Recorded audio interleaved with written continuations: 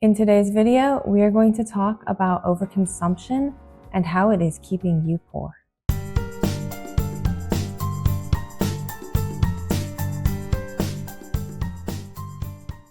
Hi everyone, my name is Helen. Welcome to my channel. In today's video, we're going to talk about overconsumption and the ways that it keeps you poor. So let's just jump right into it. What is overconsumption? Overconsumption refers to the tendency to buy more than we need or to spend more time on things like social media, television, or other sources of media than we need to be doing. Generally speaking, when you're talking about overconsumption, most people will think of buying too many clothes or buying too many items, but it also refers to spending too much time on something that is not beneficial to you and may even be detrimental to your health.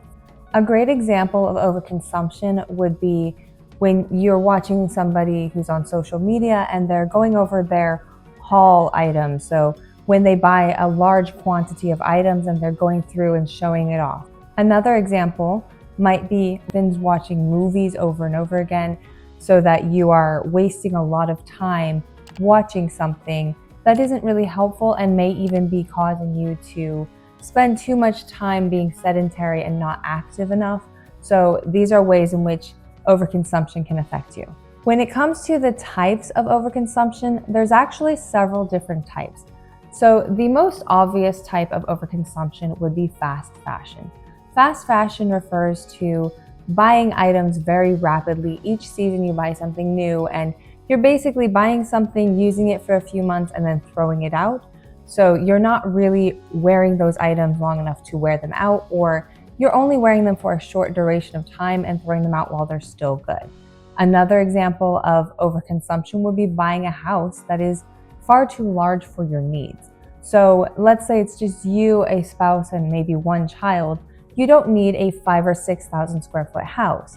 But for many people, they are buying larger houses than what they need. And that's another example of overconsumption in many different ways, including your utilities and your electricity and similar subject. Media consumption also is a type of overconsumption that you may be engaging in, particularly when it comes to social media. In this modern time, a lot of people are spending a lot of time on various different social medias. There may be spending time on Facebook or Snapchat or any of the other social media sources. So the average person in the United States is spending roughly 2.5 hours of their day on some type of social media. And this is time that is not related to your work, it's just personal use of social media. The last type of overconsumption that I'm just going to give an example is the constant upgrading. So upgrading your digital devices, upgrading to newer and better things that you don't really need, and many times is not even that much better because you just bought one last year.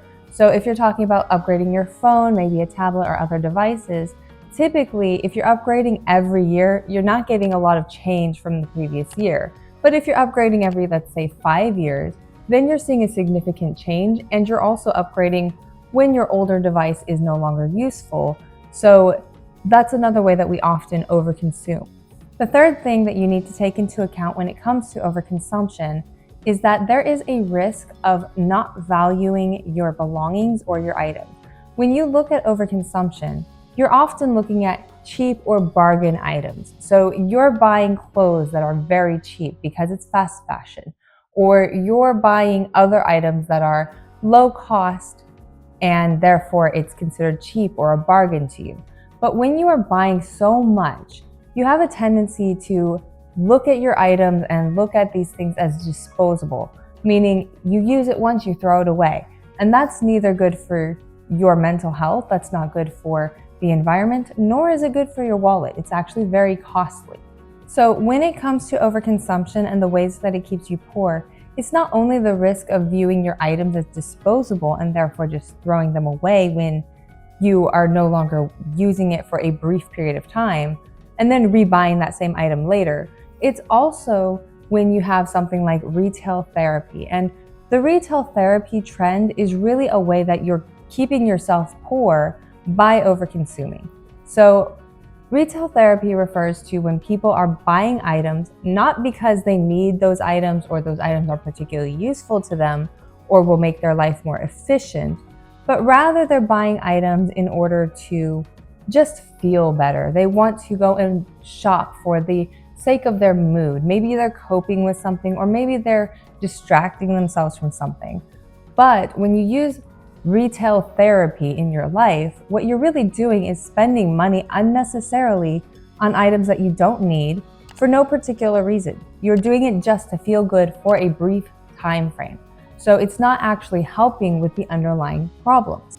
My final point when it comes to overconsumption and how it keeps you poor is really just the cost of it. So it is not only your time wasted, and it is not only the fact that you are wasting items that you don't need to be wasting, so you're being wasteful in general, but it's also the literal cost of these items. Now, you may be thinking, oh, but when I buy something, I'm getting a bargain because I bought this fast fashion item for only $2 or $3, $5, whatever the price may have been. The problem is when you do this consistently and you are doing it all the time, and this is your therapy for your mood, you end up spending far more money than you otherwise would.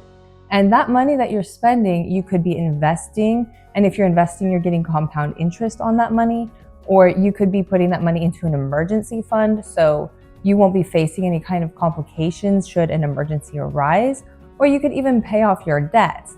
And if you are overconsuming while using credit cards and other debts, you're actually making it even worse for yourself, because now you're paying 15 to 25% of interest on those purchases, which only adds up and causes financial strife.